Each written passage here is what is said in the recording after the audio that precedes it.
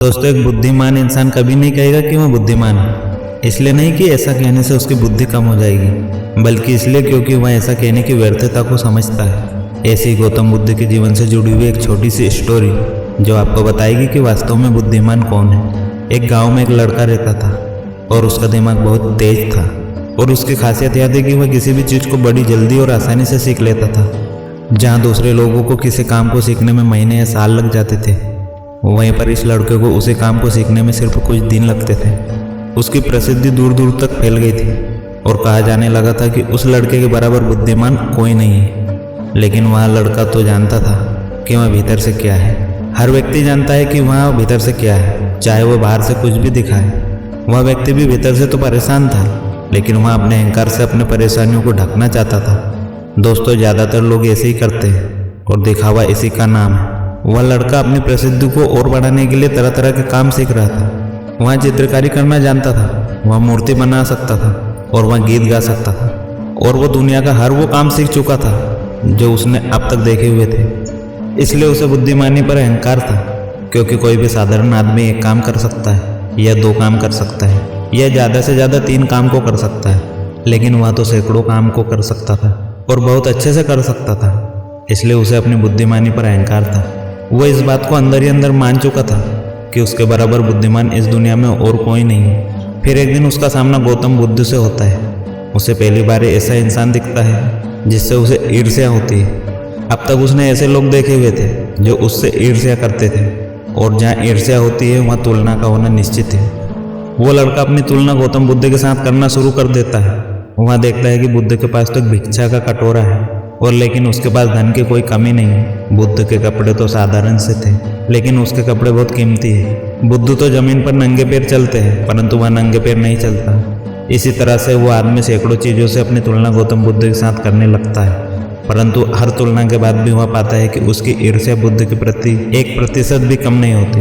वह लड़का मन ही मन सोचता है कि मैं इस भिखारी से अपनी तुलना क्यों कर रहा हूँ, जबकि मेरा जीवन इससे 100 गुना बेहतर है। लोग भी बुद्ध का सम्मान कर रहे हैं। आखिर इसके भीतर ऐसा क्या है जो मुझ में नहीं है, और जिसके कारण मेरे भीतर इसके प्रति ईर्ष्या है। बहुत देर अपने मन में उलझे रहने के बाद वह लड़का तय करता है कि वह बुद्ध के पास जाएगा और उनसे पूछेगा कि उनकी उपलब्धि क्या है। वो लड़का अपने नौकरों के साथ बुद्ध के पास जाता है और उनसे कहता है कि मैं इस इलाके का सबसे बुद्धिमान लड़का हूँ, और आप अपने आसपास जो भी देख रहे हैं मैं वो सब करना जानता हूँ। किसी भी काम को सीखने में मुझे बहुत ही कम समय लगता है। सभी लोग मेरा सम्मान करते हैं, लेकिन इसके बाद भी मेरे भीतर आपके लिए ईर्ष्या है। मैं ये जानना चाहता हूँ कि आपकी उपलब्धि क्या है। ये सब लोग आपका आदर सम्मान क्यों कर रहे हैं। उसके बाद बुद्ध कहते हैं कि वैसे तो मेरी कोई उपलब्धि नहीं है, परंतु तुम कह सकते हो कि मेरी एक उपलब्धि है। वो लड़का पूछता है कि क्या मैं जान सकता हूँ। तो फिर उससे बुद्ध कहते हैं कि मेरी एक उपलब्धि है कि मैं सभी उपलब्धियों को छोड़ चुका हूँ। वह लड़का बुद्ध से पूछता है कि मतलब मैं कुछ समझा नहीं। बुद्ध उस लड़के से कहते हैं कि क्या तुम्हें प्रशंसा अच्छी लगती है। वह लड़का कहता है प्रशंसा तो सभी को अच्छी लगती है। उसके बाद बुद्ध कहते हैं कि क्या तुम्हें निंदा अच्छी लगती है। तो लड़का कहता है कि भला इस दुनिया में ऐसा कौन है जिसे अपनी निंदा अच्छी लगे।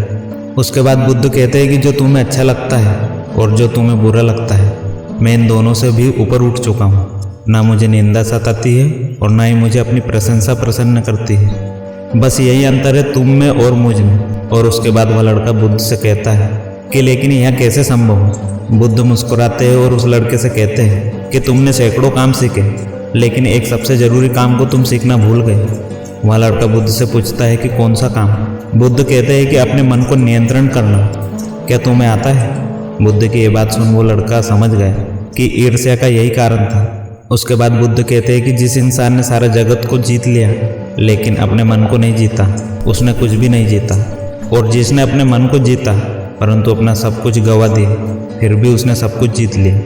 गौतम बुद्ध के इन शब्दों को सुन उस लड़के का अहंकार टूट जाता है और वो लड़का बुद्ध से कहता है कि क्या आप मुझे अपने मन को जीतना सिखा सकते हैं। बुद्ध कहते हैं कि अवश्य सिखाएंगे, परंतु मैं तुम्हारी सभी उपलब्धियां छीन लूँगा। फिर उसके बाद वह लड़का बुद्ध से कहता है कि मैं तैयार हूँ। उस दिन से वह लड़का ध्यान करना शुरू कर देता है, क्योंकि ध्यान ही वह तरीका है जिससे आप अपने मन को अपने वश में कर सकते हैं।